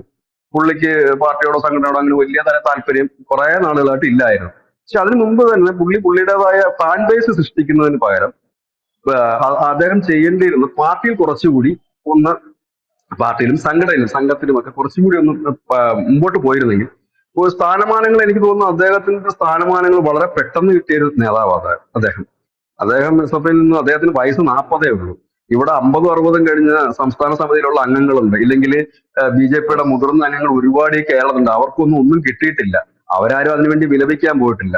ഒരു ഉദാഹരണം പറയാം, നമ്മുടെ PP മുകുന്ദൻ. ഈ കേരളത്തിൽ BJP-യുടെ അടിത്തറ ഭാഗങ്ങളിലെ പ്രധാനപ്പെട്ട നേതാവ് PP മുകുന്ദൻ. അദ്ദേഹം വളരെ വിഷമിച്ചാണ് BJP-യിൽ നിന്ന് പോകുന്നത്. അദ്ദേഹത്തിനെതിരെ എന്തൊക്കെ പറഞ്ഞു, പരസ്യമായിട്ട് പറഞ്ഞു, രഹസ്യമായിട്ട് പറഞ്ഞു. അദ്ദേഹം മരിക്കുന്നവരെ സ്വയം സേവന ആയിരുന്നില്ലേ? അദ്ദേഹം എപ്പോഴെങ്കിലും സംഘടനയെ തള്ളി പറഞ്ഞിട്ടുണ്ടോ? എപ്പോഴെങ്കിലും അദ്ദേഹം എന്തെങ്കിലും മോശമായിട്ട് പറഞ്ഞിട്ടുണ്ടോ? കുറഞ്ഞ പക്ഷം നമ്മൾ സുരേഷ് ഗോപിയുടെ വകതിരിവെങ്കിലും കാണിച്ചാൽ നന്നായിരിക്കും. കാരണം അദ്ദേഹത്തിന് സുരേഷ് ഗോപിക്ക് പൊളിറ്റിക്കലി ഒരു കാര്യങ്ങളും അറിയാത്തൊരു വ്യക്തിയാണ്. അദ്ദേഹം പോലും ഉം. ആ സംഘടനയുടെ ഒരു ഊർജ്ജം ഉൾക്കൊണ്ട് മുമ്പോട്ട് പോകുന്നു. അപ്പം പാർട്ടി മാറുന്നതൊന്നും ഒരു പുതിയ സംഭവം ഒന്നുമില്ല. ആർക്ക് വേണമെങ്കിൽ ഇപ്പൊ രാഷ്ട്രീയമല്ലേ, എപ്പോ വേണം മാറാം, അത് തെറ്റുമല്ല. പക്ഷെ ഇവിടെ സംഭവിക്കുന്നത് ഇതൊരു പാഠമുണ്ട് കേട്ടോ. ഇതിന് വലിയ ഗുണപാഠം പല നേതാക്കൾക്കും ഉണ്ട്. കാരണം സോഷ്യൽ മീഡിയയിൽ ഹീറോ ആയാലും ഇനി വലിയ ബിഗ് ഫാൻ ബേസ് സൃഷ്ടിച്ചാലും നിങ്ങൾ പോകുമ്പോൾ ഇവരാരും കൂടെ വരില്ല. ഞാൻ എപ്പോഴും പറയുന്നത് ഉം. പോലെ ഫേസ്ബുക്കിൽ പോസ്റ്റ് ഇട്ടാൽ ലൈക്ക് കിട്ടും, വോട്ട് കിട്ടണമെങ്കിൽ സ്ട്രോങ് ആയിട്ട് അണികൾ വേണം. ഇപ്പൊ ഈ കഴിഞ്ഞ രണ്ടു മൂന്ന് ദിവസമായിട്ട് ഞാൻ ഈ സോഷ്യൽ മീഡിയ ശരിക്കും നോക്കുന്നുണ്ട്. നോക്കുമ്പോൾ എനിക്ക് മനസ്സിലാക്കാൻ പറ്റിയ കാര്യം, സന്ദീപ് വാര്യരെ അനുകൂലിച്ചുകൊണ്ട് ആരും വരുന്നില്ല. സാധാരണഗതിയിൽ ഈ സംഘി പരിവേഷമുള്ള ആരെങ്കിലും സംഘി അല്ല, സംഘി പരിവേഷമുള്ള ആരെങ്കിലും പോലും വന്നിട്ട് സന്ദീപ് ചേട്ടാ അല്ലെങ്കിൽ സന്ദീപ് ജി എന്ന് പറഞ്ഞിട്ട് ആരും വരുന്നില്ല എന്നുള്ളതാണ് ഒരു ആദ്യമൊക്കെ യാഥാർത്ഥ്യം. ഉണ്ടായിരുന്നു, പിന്നെ സന്ദീപ് വാര്യർ കോൺഗ്രസിൽ പോയപ്പോ അത് മാറി. ആ ഒരു അതാ ഞാൻ ഇതങ്ങ് പറയുന്നത്, മാറി കിട്ടി. ഒറ്റ ദിവസം കൊണ്ട് സന്ദീപ് വാര്യർ ശത്രുപക്ഷത്തേക്കായി മാറി. ഇതിന്റെ ഏറ്റവും കൂടുതൽ അതെ. ഗുണഭോക്താവ് ആരാന്നറിയാമോ? BJP. പാലക്കാട്ടെ BJP ആണ് ഇതിന്റെ ഏറ്റവും വലിയ ഗുണഭോക്താവ്. കാരണം ഞാനിപ്പോ മനസ്സിലാക്കാൻ കഴിയുന്ന ഒരു കാര്യം, ഈ BJP ആയിട്ട് അകന്നു നിന്നിരുന്ന കുറെ സംഘപരിവാർ അനുകൂലികളുണ്ട്, മാനസികമായിട്ടൊക്കെ അകന്നു നിൽക്കുന്നവരുണ്ട്, BJP-ക്കാരൊന്നും കണ്ടുകൂടാത്തവരുണ്ട്. പക്ഷെ ഈ ഒരു വിഷയം വന്നപ്പോ ഈ അകന്നു നിൽക്കുന്നവരെല്ലാം കൂടെ ഒറ്റക്കെട്ടായിട്ട് ഇപ്പോ ആഹ്, വളരെ ഊർജിതമായിട്ട് പാലക്കാട് ജയിച്ചേ നമുക്ക് പറ്റൂ. കാരണം ഈ അവസാന നിമിഷത്തിൽ നമ്മളെ കുത്തി മറുകണ്ഠം ചാടി, പ്രത്യേകിച്ച് ഈ പാണക്കാടൊക്കെ സന്ധ്യ വാര്യർ പോകുന്നതിനെ വലിയ രീതിയിലുള്ള ഒരു ശക്തമായ ഒരു വികാരം പോലെയാണ് ഈ പരിവാറുകാർ കാണുന്നത്. പാണക്കാട് പോകുന്നു, തങ്ങളെ കാണുന്നു. ഇതൊക്കെ എന്ന് പറഞ്ഞാൽ അവരെ സംബന്ധിച്ച് ഇവൻ ഇത്രയും നാൾ ഞങ്ങളുടെ കൂടെ നിന്നത് ഇതൊക്കെ മനസ്സിൽ വെച്ചിട്ടായിരുന്നു എന്ന്. അപ്പം അങ്ങനെ ഒരു ചിന്ത വരും സ്വാഭാവികമായിട്ട്. എനിക്ക് തോന്നുന്നു ഒരുപക്ഷെ ഈ സന്ദീപ് വാര്യർ CPM-ൽ പോയാൽ പോലും സംഘികൾക്ക് ഇത്രയും കലിപ്പ് വരത്തില്ലായിരുന്നു. പക്ഷെ ഈ കോൺഗ്രസിൽ പോവുകയും ഒപ്പം തന്നെ ഈ പാണക്കാട് അവിടെ പോവുകയും ഒക്കെ ചെയ്യുമ്പോൾ ഉണ്ടാകുന്ന ഒരു വലിയ വികാരമുണ്ട്, ഒരു വികാര വായ്പുണ്ട്.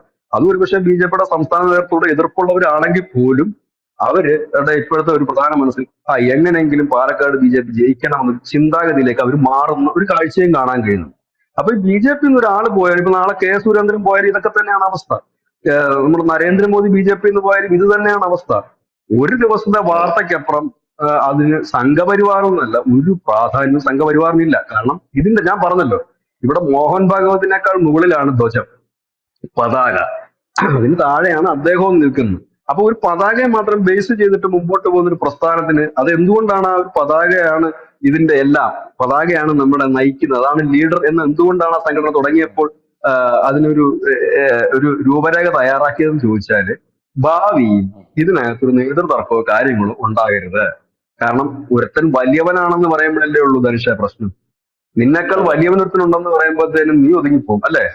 അതാണ് വലിയവൻ എന്ന് പറയുന്നതിനോട് സംഘം പറയുന്നത്, നീ ആ ധ്വജത്തെ നോക്കൂ, അതിലും മുകളിലല്ലല്ലോ നീ, അതിന്റെ താഴെയല്ല നിൽക്കുന്നത്, അവിടെ നിൽക്കി എന്ന് പറയുന്ന രീതിയിലേക്ക് വരും. അതുകൊണ്ടാണ് ഇതൊന്നും എഫക്ട് ചെയ്യാൻ പറ്റും. ഇനി മാധ്യമങ്ങളെ സംബന്ധിച്ച് പറഞ്ഞു കഴിഞ്ഞാല് അവർക്ക് ഈ BJP-യുടെ സിസ്റ്റം അറിയത്തില്ല എങ്ങനെയാണെന്നുള്ളത്. അവരുടെ ധാരണ ഈ കോൺഗ്രസ് പോലെയാണ് അവിടെ തീരുമാനങ്ങൾ എടുക്കുന്നത്, പറയുന്നത് എന്നൊക്കെ അവർക്കൊരു ധാരണ. ഞാൻ പറഞ്ഞില്ല, ഈ മുമ്പൊക്കെ മാധ്യമങ്ങളില് ജോയിൻ ചെയ്യുന്നവർക്ക് ഓരോ പൊളിറ്റിക്കൽ പാർട്ടിയുടെ സ്ട്രക്ചർ പഠിപ്പിച്ചു കൊടുക്കാൻ ആളുകൾ വരും ആ പാർട്ടിയിൽ നിന്ന്. എന്താണ് പോളിറ്റ് ബ്യൂറോ, എന്താണ് സ്റ്റേറ്റ് കമ്മിറ്റി, എന്താണ് അവൈലബിൾ പോളിറ്റ് ബ്യൂറോ, ഇതെല്ലാം പഠിപ്പിച്ചു കൊടുക്കാൻ ആളുകൾ. പക്ഷെ ഇന്ന് അങ്ങനെ ഉണ്ടോ എന്ന് എനിക്ക് അറിയില്ല. BJP-യുടെ ഒരു സ്ട്രക്ചർ അനുസരിച്ച് സുരേന്ദ്രന് ഒരു കുന്തവും ചെയ്യാൻ കഴിയില്ല. അതാദ്യം മനസ്സിലാക്കണം. ഇപ്പൊ സന്ദീപ് വാര്യർ പോയാലും നാളെ തിരിച്ചു വന്നാൽ വേണമെങ്കിൽ സുരേന്ദ്രൻ പോയി സ്വീകരിക്കും. കേന്ദ്രത്തിൽ നിന്ന് പറയുകയാണ് 100%. സുരേന്ദ്രൻ സ്വീകരിക്കണം, 100% പോയി സ്വീകരിച്ചേ പറ്റൂ. ഇത് ആ പാർട്ടിയുടെ സിസ്റ്റമാണ്. അതായത് സുരേന്ദ്രൻ എന്ന് പറയുന്ന വ്യക്തിക്ക് ഒറ്റയാനായിട്ട് ഒരു തീരുമാനവും എടുക്കാം. ചെറിയ കാര്യങ്ങൾ പറ്റുമായിരിക്കും, വലിയ വലിയ കാര്യങ്ങൾക്ക് അദ്ദേഹത്തിന് പറ്റില്ല. സംസ്ഥാന എക്സിക്യൂട്ടീവ് കൂടണം, തീരുമാനം ഉണ്ടാകണം. അതുകൊണ്ടാണ് ഈ കേഡർ പാർട്ടികൾ ഒരു തീരുമാനം എടുക്കുമ്പോൾ, CPM ആയാലും BJP ആയാലും ഒരു തീരുമാനം എടുക്കുമ്പോൾ അണികളും നേതാക്കന്മാരും ഒറ്റക്കെട്ടായിട്ട് നിൽക്കുന്നത് എന്തുകൊണ്ടാണെന്ന് അറിയാം? ഇവർ ഒരാളല്ല തീരുമാനം എടുക്കുന്നത്. സുരേന്ദ്രൻ ഒരു തീരുമാനം പുറത്ത് പറയണമെന്നുണ്ടെങ്കിൽ അവരുടെ കോർ കമ്മിറ്റിയിലെ ബഹുഭൂരിപക്ഷത്തിനും പേരുടെയും പെർമിഷൻ ഉണ്ടാകണം. അപ്പൊ അവരുടെ പെർമിഷനോട് കൂടി സുരേന്ദ്രന്റെ അഭിപ്രായം പറയുമ്പോൾ സ്വാഭാവികമായി പാർട്ടി ഒറ്റക്കെട്ടായിട്ട് നിൽക്കണ്ടേ? എന്നാൽ കോൺഗ്രസിൽ അങ്ങനെയല്ല. കാരണം കോൺഗ്രസിനെ സംബന്ധിച്ച് അവരുടെ നേതാക്കൾക്ക് എന്ത് വേണം എപ്പോ വേണേ പറയാൻ പറ്റും. കാരണം അവരുടെ പാർട്ടിയുടെ സിസ്റ്റം അങ്ങനെയാണ്. CPM-ന്റെ നോക്കിക്കേ, അവരുടെ ഒരു നേതാവ് പറഞ്ഞ അണികളെല്ലാം ഒരേപോലെ നിൽക്കുന്നതിന് കാരണം അവരവരുടെ കമ്മിറ്റിയിൽ ചർച്ച ചെയ്ത് ഫൈനലൈസ് ചെയ്തിട്ടാണ് അത് വരുന്നത്. BJP അതെന്നൊക്കെ. ഈ സുരേന്ദ്രനെ എങ്ങനെയാണെന്ന് എനിക്കറിയില്ല. പക്ഷെ സുരേന്ദ്രനെ കുറിച്ച് ഒരുപാട് പേര് തെറ്റിദ്ധരിപ്പിക്കുന്ന രീതിയിൽ പറയാറുണ്ട്.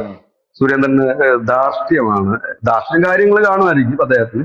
അദ്ദേഹം പാർട്ടിയിൽ ഒരു സ്വച്ഛാധിപതിയാണ്, മറ്റേതാ മറിച്ചതാണെന്നൊക്കെ പറയും. ചെറിയ അതെ കാര്യങ്ങൾക്കൊക്കെ സുരേന്ദ്രനെ കൊണ്ട് സ്വച്ഛാധിപത്യം എടുക്കാൻ കഴിയത്തുള്ളൂ.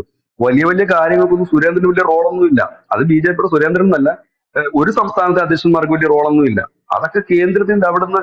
ഈവൻ ഇപ്പോൾ സുരേഷ് ഗോപി കേരളത്തിൽ വന്നിട്ട് പത്രത്ത് പ്രസംഗിക്കുന്നതും പരിപാടി നടത്തുന്നതും ഒക്കെ അവിടുന്ന് ഡൽഹിയിൽ നിന്ന് കൊടുക്കുന്ന മാർഗനിർദ്ദേശം അനുസരിച്ചിട്ടാണ്. ഡൽഹിയിൽ നിന്ന് കൊടുക്കുന്ന മാർഗനിർദ്ദേശമാണ്, നിങ്ങൾ ഇവിടെ പോകൂ, നിങ്ങൾ മുനമ്പം വിഷയം ഏറ്റെടുക്കണം, നിങ്ങൾ അവിടെ പോകണം എന്ന് പറയുന്നത്. ഇപ്പൊ നമ്മളിപ്പോ മാധ്യമങ്ങൾ പറയത്തില്ല സുരേഷ് ഗോപിയുടെ ഈ വഴിവഴച്ച പോക്കിന് കേന്ദ്രം നടപടിയെടുക്കും എന്നുള്ളത്. അവർക്ക് അറിയാൻ പാടില്ലാഞ്ഞിട്ടല്ല. അവര് വിടുന്നത് എന്താണെന്ന് വെച്ചാൽ ഈ സുരേഷ് ഗോപി ഈ പറയുന്നത് അദ്ദേഹത്തിന്റെ ഒരു സ്റ്റൈലാണ്. അദ്ദേഹം പറഞ്ഞു വരുന്നതിനകത്തൊരു സ്റ്റൈലാണ്. അതിനകത്ത് കേന്ദ്ര നേതൃത്വത്തിന് യാതൊരു എതിർപ്പ് വരാത്തില്ല. കാരണം അദ്ദേഹം മോശം വാക്കുകൾ ഉപയോഗിക്കുന്നില്ല, കേന്ദ്ര നേതൃത്വത്തെ അതെ സംസ്ഥാനത്തെയോ ഇല്ലെങ്കിൽ കുറ്റപ്പെടുത്തുന്നില്ല, പാർട്ടിയെ നശിപ്പിക്കുന്നില്ല, ഒന്നുമില്ല. പിന്നെ അദ്ദേഹത്തിന്റെ ഒരു സിനിമാറ്റിക് സ്റ്റൈലിലുള്ള അതുകൊണ്ടാണ് അതിനകത്ത് എതിർക്കാത്തത്. നിങ്ങൾ നോക്കൂ, ഈ സുരേഷ് ഗോപി ഈ കേന്ദ്ര സഹമന്ത്രി ആയതിനു ശേഷം കേരളത്തിലേക്ക് വന്ന് അദ്ദേഹത്തിന്റെ വരവും അദ്ദേഹം ചെയ്യുന്ന കാര്യങ്ങളും നോക്കിക്ക്. കൃത്യമായിട്ട് അവിടുന്ന് പോകുമ്പോൾ ഒരു ലിസ്റ്റ് കൊടുത്തു വിടും, ദേ അവിടെയൊക്കെ പോയി ഇന്ന കാര്യം ചെയ്യണം എന്നുള്ളത് കൃത്യമാണ്. ഓരോ ടൈമിംഗിൽ അത് നടന്നു പോകുന്നുണ്ട്. ഇവിടെ വരുന്നു അദ്ദേഹം ആ മുനമ്പം വിഷയത്തിൽ അദ്ദേഹം സജീവമായിട്ട് ഇടപെടുന്നു. ആ വിഷയം സുരേഷ് ഗോപിയാണ് കേരളത്തിൽ മുനമ്പം വിഷയം മുഖ്യധാരയിലേക്ക് കൊണ്ടുവന്നത്. ധനുഷ് ശ്രദ്ധിച്ചായിരുന്നു? ബി ജെ പി അത് ഏറ്റുപിടിച്ച് വരുന്നത് പിന്നീടാണ്. സുരേഷ് ഗോപിയുടെ ഒറ്റ വരവാണ്, ആ സമരപ്പന്തലിലേക്ക് ഒറ്റ വരവാണ് കേരളത്തിലെ സകലമാന മീഡിയയും ഈ സമരപ്പന്തലിൽ എത്താനുള്ള പ്രധാന കാരണം. ഇപ്പോഴും മുനമ്പം എന്തുകൊണ്ട് റിപ്പോർട്ട് ചെയ്തത്? സുരേഷ് ഗോപി അവിടെ വന്നു. സുരേഷ് ഗോപി വന്നത് തുടങ്ങി വെക്കുകയും അദ്ദേഹം പാലക്കാട് പോയെന്ന് പറയുന്നു, വയനാട് പോയെന്ന് പറയുന്നു. വയനാട് വന്നപ്പോൾ പുള്ളിച്ചിയുടെ കടുത്ത വാക്കുകൾ ഉപയോഗിച്ചു. കിരാത നിയമമോ അതൊക്കെ പറഞ്ഞു. അതെ അതിനുശേഷമാണ് ബി കിരാത ജെ പി വളരെ ഹൈലൈറ്റ്. അപ്പോ എനിക്ക് തോന്നുന്നു കേന്ദ്ര നേതൃത്വത്തിന്റെ ഒരു ലക്ഷ്യം എന്ന് തോന്നുന്നത് ബി ജെ പിക്ക് സുരേഷ് ഗോപിയെ മുന്നിൽ നിർത്തിക്കൊണ്ട് ഇത്തരം വിഷയങ്ങൾ ഏറ്റെടുക്കുക. കാരണം അദ്ദേഹത്തിന് ഒരു ജനകീയ സ്വീകാര്യതയുണ്ട് പാർട്ടിക്ക് അപ്പുറം. അത് ഏറ്റെടുക്കുകയും പിന്നീട് ബി ജെ പി അത് മുൻപോട്ട് കൊണ്ടുപോവുകയും. സുരേഷ് ഗോപി വന്നതിന് ശേഷം ഇപ്പൊ കഴിഞ്ഞ ദിവസം ശോഭാ കരന്തലജെ വന്നിരുന്നു, ഇവിടെ കേന്ദ്രമന്ത്രി ശോഭാ കരന്തലജെ വരുന്നു. അങ്ങനെ വിവിധ നേതാക്കൾ വരുന്നു. വലിയ സജീവമായിട്ട് തന്നെ ബി ജെ പി അത് കൊണ്ടുപോകുന്നുണ്ട്. അങ്ങനെ ഈ സുരേഷ് ഗോപിയെ മുന്നിൽ നിർത്തിക്കൊണ്ടുള്ള മൂവ്മെന്റുകളാണ് മുൻപോട്ട് പോകുന്നത്. പിന്നെ അദ്ദേഹത്തിന്റെ പൊളിറ്റിക്സിൽ വലിയ എക്സ്പീരിയൻസ് ഇല്ലാത്തൊരു മനുഷ്യനായതുകൊണ്ട് എങ്ങനെ മീഡിയാസിനെ ഹാൻഡിൽ ചെയ്യണം അദ്ദേഹത്തിന് അറിയില്ല.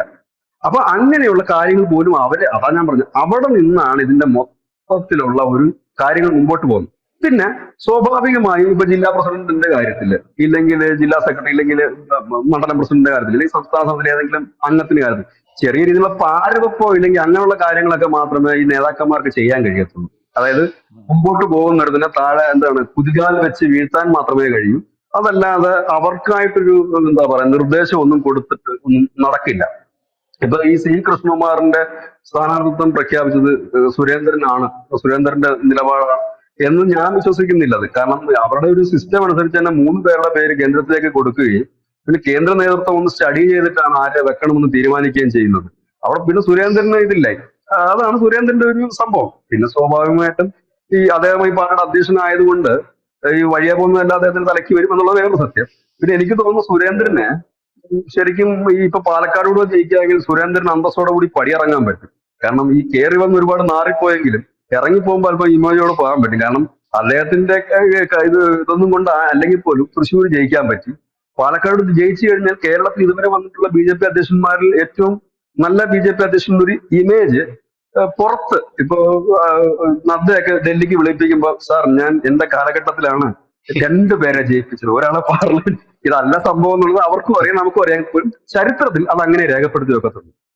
അപ്പൊ അതാണ് ഇപ്പൊ സന്ദീപ് വാര്യര് പോയത്. അപ്പൊ അദ്ദേഹത്തിന്റെ രാഷ്ട്രീയമാണ്. പക്ഷെ അദ്ദേഹം അവിടെ പോയിട്ട് എന്ത് നേടുമെന്ന് ചോദിച്ചാൽ ഒന്നും നേടാൻ സാധ്യതയില്ല എന്ന് തന്നെ പറയേണ്ടി വരും. ഇനി ഒരു വലിയ അപകടങ്ങളുണ്ട്, നമുക്ക് അതുകൂടെ പറയണമല്ലോ. സന്ദീപ് വാര്യര് കേരളത്തിൽ എവിടെ നിന്നാലും ജയിക്കില്ല. എന്താ കാര്യമെന്ന് ധനുഷിന് മനസ്സിലാകുന്നുണ്ടോ? സംഘപരിവാർ ഒറ്റക്കെട്ടായിട്ട് ആ വോട്ട് മറിച്ച് സി പി എമ്മിന് കൊടുക്കുക തന്നെ ചെയ്യും. യാതൊരു ഡൗട്ടും അതിനകത്തില്ല. എവിടെ നിന്നാലും. ഇനി പാലക്കാട് എന്നല്ല, ഇനി ഒരു പക്ഷെ മലപ്പുറത്ത് വല്ല പൊന്നാനിയില് മറ്റു സ്ഥലങ്ങളിലോ നിന്നാൽ, മുസ്ലിം ലീഗിന് അപ്രമാദിത്യമുള്ള സ്ഥലങ്ങളിൽ നിന്നാൽ ചിലപ്പോൾ ഇത് നടക്കില്ലായിരിക്കാം. പക്ഷെ അതൊഴിച്ച് ബാക്കി ഏത് സ്ഥലങ്ങളിൽ നിന്നാലും ഈ പരിവാറുകാര് അവർക്ക് വോട്ട് ചെയ്യാൻ മടിയാണെങ്കിലും വോട്ട് മറിക്കാൻ ഉത്സാഹമുള്ളവരാ. അതുകൊണ്ട് ഉറപ്പായിട്ടും ഈ അദ്ദേഹം നിൽക്കുന്ന സ്ഥലങ്ങൾ എവിടെ ആയാലും വോട്ട് ബൾക്കായിട്ട് ഇവർ മറിച്ചിട്ടുണ്ട്. അങ്ങനെ ഇവരുടെ ശത്രുക്കളെ ഇവർ അതേ രീതിയിൽ മറിച്ച് തോപ്പിച്ച ചരിത്രം കേരള രാഷ്ട്രീയത്തിലുണ്ട്. അപ്പോ എന്തിന് നിന്ന നിപ്പിൽ ഞാൻ ചെറിയ കാര്യം കൂടെ പറയാം. നിന്ന നിപ്പിൽ അവരുടെ വലിയ നേതാവാണല്ലോ C K Padmanabhan. C K Padmanabhan അവിടെ സംസ്ഥാന അധ്യക്ഷനായിരുന്ന സമയത്ത് ധനുഷിന് ഓർമ്മ കാണുമെന്ന് എനിക്കറിയില്ല. ABVPക്കാർക്കെതിരെ വലിയ അടി നടന്നു. നമ്മുടെ സിന്ധു മോളൊക്കെ ഉണ്ട്. ഇപ്പോഴത്തെ നമ്മുടെ BJP-യുടെ നേതാവ് സിന്ധു മോൾ, ABVP-യുടെ സിന്ധു മോളൊക്കെ അതെ ഉണ്ട് അതെ. ഉള്ള സമയം. അപ്പൊ അന്ന് ഞാൻ ABVP-യിലുള്ള സമയമാണ്. ആ സമയത്ത് ഈ 8-9 പേര്, 2 പെൺകുട്ടികളും 7 ആൺകുട്ടികളും ഒരു സെക്രട്ടേറിയറ്റിലേക്ക് ഒരു മാർച്ച് നടത്തുന്നു. അന്ന് 7 പേരൊക്കെ ഉള്ളൂ. ഇന്നിപ്പോ ABVPക്ക് ഇഷ്ടംപോലെ പേരുണ്ട്. അവർ സെക്രട്ടേറിയറ്റ് മാർച്ച് നടത്തുന്നു. പോലീസ് ഇതിനെ അതിക്രൂരമായ രീതിയിൽ ആക്രമിക്കുന്നു. സിന്ധുമോൾക്കൊക്കെ ഭയങ്കരമായ രീതിയിൽ മർദ്ദനമേറ്റ ഒരു സംഭവം. അങ്ങനെ രക്തം അതെ ഒലിച്ചു അതെ. പോയി. അന്ന് ചാനലൊന്നുമില്ല, ഈ പത്രമാണ്. ആ സമയത്ത് തിരിച്ചടിക്കണം. അന്ന് ഈ RSSന്റെ ഒരു രീതി എന്ന് പറഞ്ഞാൽ അടിക്ക് തിരിച്ചടി എന്നുള്ളൊരു മെത്തേഡാണ്. അപ്പൊ ഉം. തിരിച്ചടിക്കണം എന്നൊരു വലിയ, പ്രത്യേകിച്ച് തിരുവനന്തപുരം കണക്ക് അവർക്ക് വലിയ ശക്തിയുള്ള കേന്ദ്രത്തിൽ തിരിച്ചടിക്കണം എന്നത് വന്നു. അപ്പോ അത് BJP-യുടെ അധ്യക്ഷൻ എന്ന നിലയിൽ CK പത്മനാഭനോട് അതിനെക്കുറിച്ച് ഒന്ന് ആരാഞ്ഞു. കാരണം ഒരു ഹർത്താൽ വെക്കുന്നതിനെ കുറിച്ച് ഒന്ന് ആരാഞ്ഞു. അന്ന് CK പത്മനാഭൻ പറഞ്ഞത്, ഇത് ഞങ്ങളോടൊന്നും ചോദിച്ചിട്ടല്ലല്ലോ ഇവര് പോയത്, അപ്പൊ തല്ല് കിട്ടിയെങ്കിൽ കിട്ടിക്കോട്ടെ. കാരണം ഈ CK പത്മനാഭൻ ഒരു എന്താണ്, CPM-നോട് ഒരു സോഫ്റ്റ് കോർണർ ഉണ്ട് എന്ന് ഈ കഥകൾ ഉണ്ടുണ്ട്. പരക്കുന്ന സമയമാണ്. അദ്ദേഹം പഴയ CPM SFI-കാരനുമാണ്. അപ്പൊ അങ്ങനെ ഒരു ഇത് കഥകൾ പരക്കുന്നതിനിടയിലാണ് ഈ വാർത്തയും എത്തുന്നത്. ഇത് അദ്ദേഹം പറഞ്ഞതാണോ അതോ കൂടെ നിന്നവർ പാരവച്ചതാണോ എന്നറിയില്ല. എന്തായാലും ഇത് ഉം. ഈ പരിവാറുകാരുടെ മനസ്സിൽ ഒരു കനലായിട്ട് കിടന്നു ഇങ്ങനെ പറഞ്ഞത്. ഓക്കെ, അവർ പിറ്റേ ദിവസം വലിയ പ്രതിഷേധ പ്രകടനമൊക്കെ നടത്തി, വലിയ പ്രശ്നങ്ങളൊക്കെ ആയി. അത് അങ്ങനെ പോയി. ആ തെരഞ്ഞെടുപ്പില് അവിടെ ഈ CK പത്മനാഭൻ മത്സരിച്ച് പാർലമെന്റിലേക്ക്. അദ്ദേഹത്തിന് കെട്ടി വെച്ച പൈസ കിട്ടിയില്ല. 35,000 വോട്ടാണ് കിട്ടിയത്. 35,000 ആണോ 25,000 ആണോ എന്നുള്ള, അവിടെ 2 ലക്ഷം വോട്ടുള്ള ഉം. സ്ഥലത്താണ് ഈ നേരെ ഇതിലേക്ക് വന്നത്. അതിൽ നിന്ന് എന്ത് മനസ്സിലാക്കാൻ പറ്റി? അവര് അവരുടെ ഒരു പ്രസ്ഥാനത്തിനൊക്കെ ദോഷം വരുന്ന ഒരാളാണെന്നുണ്ടെങ്കിൽ ഏത് ദൈവം തമ്പുരാനാണെങ്കിലും അവര് അതിനെ തകർത്ത് തരിപ്പണമാക്കി കളയും. അത് അവരുടെ ഒരു രീതിയാണ്. ഇപ്പൊ നമ്മൾ ഈ ഉം. ലോക്സഭാ തെരഞ്ഞെടുപ്പിന് കണ്ടതും അതാണ്. UP-യിലടക്കം ഈ സംഘത്തിന്റേതായ ലിസ്റ്റുകൾ തള്ളിക്കളഞ്ഞതാണ് ഈ പരാജയത്തിന് കാരണമെന്നാണ് പറയുന്നത്. അപ്പൊ അവിടെയാണ് ഇത്രയും ഒരു കേഡർ പാർട്ടി നിന്നും ഇവരെല്ലാരും ഈ BJP-യെ മാത്രമാണ് കാണുന്നത്. BJP കണ്ടിട്ട് ഒരു കാര്യമില്ല. അതിന് താഴെ ഒരു വലിയ കേഡർ സ്വഭാവമുള്ള RSS, വിശ്വഹിന്ദു പരിഷത്ത്, അങ്ങനെ ഒരു വലിയ ലെയർ ഉണ്ട്. അത് നമ്മൾ മുകളിൽ തട്ടി കാണുന്നില്ലെന്നേ ഉള്ളൂ. കാരണം RSSന്റെ നേതാക്കന്മാര് പത്രസമ്മേളനം നടത്താറില്ല, അവരെ എങ്ങും കാണില്ല. വിശ്വഹിന്ദു പരിഷത്തിന് കാണും. ആ ലെയറിന്റെ മുകളിൽ നിൽക്കുന്ന കുറെ ടീംസ് മാത്രമാണ് BJP. അപ്പൊ BJPക്ക് എന്ത് ചെയ്യാൻ പറ്റും? BJPക്ക് അല്ല ചെയ്യാൻ പറ്റുന്നത്. ഇത് പരസ്യമോ പത്രപരസ്യമോ ഒന്നും ചെയ്യേണ്ട ആവശ്യമില്ല. താഴെ തൊട്ടുള്ള അണികൾക്ക് കൃത്യമായി അറിയാം. അത് RSSന്റെ ഒരു ഉം. മുതിർന്ന നേതാവ് അണികളെ ഒന്ന് നോക്കിയാൽ പോലും എന്താണ് ആ നോക്കിയതിന്റെ അർത്ഥം എന്ന് അവർക്ക് കൃത്യമായി മനസ്സിലാക്കുന്ന അണികളാണുള്ളത്. അപ്പൊ സ്വാഭാവികമായിട്ട് ഇനി എവിടെ നിന്നാലും ഈ വോട്ടുകൾ ബൾക്കായിട്ട് ഇടതുപക്ഷത്തിന് പോകുമെന്നുള്ള കാര്യത്തിൽ യാതൊരു ഡൗട്ടും ഇല്ല. അതുകൊണ്ട് സന്ദീപ് വാര്യർ നിൽക്കുന്ന മണ്ഡലത്തിന് വേണ്ടിയിട്ടായിരിക്കും CPM-ൽ ഏറ്റവും കൂടുതൽ അടി നടക്കുന്നത്, സീറ്റിന് വേണ്ടിയിട്ട്. കാരണം ഈസി ആയിട്ട് ഉള്ളൂ. സംഖ്യകളുടെ വോട്ട്, ഷുവർ സീറ്റ് ആണ്, സംഖ്യകളുടെ വോട്ടുകൾ പക്കാ മറിഞ്ഞിങ്ങോട്ട് വരും എന്നുള്ളത് യാതൊരു ഡൗട്ടും ഇല്ല. കാരണം അവരെ സംബന്ധിച്ച് ഇദ്ദേഹം ഈ നിർണായക ഘട്ടത്തിൽ പിന്നിൽ നിന്ന് കുത്തിയ ഒരു ചതിയനാണ്. ആ തെരഞ്ഞെടുപ്പിന് 3 ദിവസം അതെ. മുമ്പുള്ളപ്പോൾ പോവുകയും ഒക്കെ ചെയ്തിട്ടുള്ള ഒരു വ്യക്തിയാണ്. അപ്പൊ ഇതാണ് ഈ പൊളിറ്റിക്സ്. അപ്പൊ BJP-യെ സംബന്ധിച്ച്, RSS-നെ സംബന്ധിച്ച് ഒരു 10 പേര് പോരോ 100 പേരോ, ഇനി ഈവൻ നാളെ നരേന്ദ്രമോദി പോയാൽ പോലും ഈ സംഘടനയ്ക്ക് ഒരു ചുക്കും സംഭവിക്കില്ല എന്നുള്ളതാണ്. നരേന്ദ്രമോദി ഇല്ലെങ്കിലും ഈ തെരഞ്ഞെടുപ്പ് ജയിക്കാന്ന് കൂടി നമ്മൾ കണ്ടു. ഹരിയാന തെരഞ്ഞെടുപ്പിൽ മോദി അധികം പ്രചരണത്തിനൊന്നും പോയില്ല. അവിടെ ഈസി ആയിട്ട് സംഘം ജയിപ്പിച്ച് കൈ കൊടുത്തു. ഇനി അടുത്തത് അതെ മഹാരാഷ്ട്ര അതെ. കൂടി BJP ജയിക്കുകയാണെങ്കിൽ സംഘത്തിന്റെ കയ്യിലേക്ക് BJP ഒതുങ്ങുകയാണ്, മഹാരാഷ്ട്ര കൂടി ജയിക്കുകയാണെങ്കിൽ. ഉം. കാരണം അവിടെയും ചുക്കാൻ പിടിക്കുന്നത് സംഘമാണ്. ഉം. പാലക്കാട്ടെയും കാര്യങ്ങൾ ചുക്കാൻ പിടിക്കുന്ന സംഘമാണ്. അപ്പൊ അതൊക്കെ അവരുടെ കയ്യിലേക്ക് ഒതുങ്ങിപ്പോവും. അതാണ് ഞാൻ പറഞ്ഞത്. ഇവിടെ അതിനകത്ത് വ്യക്തികൾക്ക് ഒരു സ്ഥാനം ഇല്ല. ഏതൊക്കെ സംഘടനയിൽ വ്യക്തികൾക്ക് സ്ഥാനം വരുന്നു ആ സംഘടന നശിച്ച് നാറാണക്കല്ല് പിടിക്കും എന്നുള്ള കാര്യം ഡെഫിനിറ്റ് ആണ്. പകരം പ്രത്യയശാസ്ത്രത്തിൽ ഊന്നി നിൽക്കുകയാണെങ്കിൽ എത്ര വർഷം കഴിഞ്ഞാലും നിർത്തും. അതെ അതെ. അപ്പൊ എന്തായാലും സന്ദീപ് വാര്യര് പോയി കഴിഞ്ഞു. സന്ദീപ് വാര്യരെ ശിഖണ്ഡി എന്നാണ് സുരേന്ദ്രൻ വിളിച്ചത്. ഗോപാലകൃഷ്ണൻ സന്ദീപ് വാര്യരെ തോരപ്പൻ എന്നാണ് വിളിച്ചത്. സന്ദീപ് വാര്യർക്കെതിരെ കടുത്ത സൈബർ അറ്റാക്ക് എന്നാണ് ഇപ്പോൾ മാധ്യമങ്ങളെല്ലാം എഴുതിക്കൊണ്ടിരിക്കുന്നത്. ഇന്നലെ വരെ സന്ദീപ് വാര്യർക്കെതിരെ ആരെങ്കിലും എന്തെങ്കിലും പറഞ്ഞാൽ സന്ദീപ് വാര്യർക്ക് പൊങ്കാല എന്നാണ് അവർ എഴുതിക്കൊണ്ടിരുന്നത്. ഇപ്പൊ സൈബർ ആക്രമണമായി. കോൺഗ്രസിന്റെ വേദികളിലൊക്കെ സന്ദീപ് വാര്യർ പ്രസംഗിച്ചു തുടങ്ങി. എന്തായാലും ഒരു കാര്യം മാത്രമേ സന്ദീപ് വാര്യരോട് ഓർമ്മിപ്പിക്കാനുള്ളൂ. എരി തീയിൽ നിന്ന് വറ ചട്ടിയിലേക്ക് എടുത്ത് ചാടിയിരിക്കുകയാണ്. ഇവിടെ ഒരു കസേര കിട്ടിയില്ല എന്ന് പറഞ്ഞ് പോയപ്പോ കോൺഗ്രസ് ചെന്ന് നോക്കിയപ്പോ KPCC പ്രസിഡന്റും പ്രതിപക്ഷ നേതാവും കൂടെ മൈക്കിന് കിടന്ന് അടികൂടുന്ന കാഴ്ചയാണ് അവിടെ കാണാനായിട്ട് സാധിക്കുന്നത്. പോരാത്തതിന് മൈക്ക് കൊടുക്കാത്തതിനും നേരത്തെ വരാത്തതിനും KPCC പ്രസിഡന്റ് സതീഷിനെ മൈ ഡിയർ സതീഷ എന്ന് അഭിസംബോധന ചെയ്യുന്നത് നമ്മൾ കണ്ടതാണ്. അത് ലോകം മുഴുവൻ കണ്ടതാണ്. അപ്പൊ അങ്ങനെ ഒരു സ്ഥലത്തേക്ക് സന്ദീപ് വാര്യർ പോയി എങ്ങനെ സർവൈവ് ചെയ്യും എന്നുള്ളൊരു ചോദ്യമാണ്. എന്തായാലും സരിന്റെ ഒറ്റപ്പാലം സീറ്റ് ലക്ഷ്യമിട്ടാണ് സന്ദീപ് വാര്യർ പോയത് എന്ന് പറയുന്നു. കഴിഞ്ഞ തവണ സന്ദീപ് വാര്യർ BJP-യിൽ മത്സരിച്ചപ്പോൾ, ഷൊർണൂരിൽ നിന്ന് മത്സരിച്ചപ്പോൾ അവിടെ 800 വോട്ടുകൾക്കാണ് സന്ദീപ് വാര്യർക്ക് 2ാം സ്ഥാനം നഷ്ടമായത് എന്നുള്ളതാണ്. സന്ദീപ് വാര്യർ ഒരു മതേതര മേലങ്കിയൊക്കെ എടുത്ത് അണിഞ്ഞ് ഒറ്റപ്പാലത്ത് നിന്ന് ജയിക്കുമോ ഇല്ലയോ എന്ന് നമുക്ക് കണ്ടറിയാം. മുസ്ലിങ്ങളെ അടക്കം പ്രീണിപ്പിക്കാനായി പാണക്കാട്ടേക്കൊക്കെ അദ്ദേഹം വച്ചു പിടിച്ചിട്ടുണ്ട് എന്നുള്ളതാണ് വേറൊരു കാര്യം. അതുകൂടി ആകുമ്പോൾ എല്ലാം ക്ലിയർ ആവും. സന്ദീപ് വാര്യർക്ക് ഒറ്റപ്പാലത്ത് സീറ്റ് കിട്ടിക്കഴിഞ്ഞാൽ ചിലപ്പോ സന്ദീപ് വാര്യർ വിജയിച്ച് കയറിയിരിക്കാം. അത് കണ്ടാണ് സന്ദീപ് വാര്യർ CPM-ലോ CPI-യിലോ ഒക്കെ പോകുന്നത്. കാരണം അടുത്ത തവണ ഇവരുടെ ഭരണം മാറിക്കഴിഞ്ഞാൽ അത് വലിയ ക്ഷീണമാവും സന്ദീപ് വാര്യർക്ക്. അടുത്ത തവണ കോൺഗ്രസിന്റെ ഭരണം വന്നു കഴിഞ്ഞാൽ സന്ദീപ് വാര്യർക്ക് അത് വലിയൊരു ആശ്വാസമാകും. കേരളത്തിലാണ് പറയുന്നത് കേട്ടോ. എന്തായാലും രാഹുൽ ഗാന്ധി പോരാളിയാണെന്ന് പറഞ്ഞ സന്ദീപ് വാര്യർ നരേന്ദ്രമോദി വെറുപ്പുളവാക്കുന്നവൻ എന്നാണ് പറഞ്ഞിരിക്കുന്നത്. വളരെ പെട്ടെന്ന് സന്ദീപ് വാര്യർ മാറി കോൺഗ്രസിലേക്ക് എത്തിയിരിക്കുന്നു. എന്തായാലും പാലക്കാട് തെരഞ്ഞെടുപ്പ് കഴിഞ്ഞ് സന്ദീപ് വാര്യരെ നമുക്ക് കാണാം. അദ്ദേഹത്തിന് പാർട്ടി എന്ത് പരിഗണനയാണ് കൊടുക്കുന്നതെന്ന് കാണാം. കാരണം ഇപ്പൊ കൊടുക്കുന്ന പരിഗണനയൊന്നും നോക്കണ്ട, അതൊക്കെ തെരഞ്ഞെടുപ്പിന്റെ ഭാഗമായിട്ട് കെട്ടിപ്പിടിക്കും, ഉമ്മ വയ്ക്കും എന്ന് കാണാം. പാലക്കാട് തെരഞ്ഞെടുപ്പ് കഴിയുമ്പോൾ കാലവാരി തൂക്കി നിലത്തടിക്കും എന്നുള്ളത് നമുക്ക് കണ്ടു തന്നെ അറിയാം. അല്ലേ Vijaya? Thank you so much.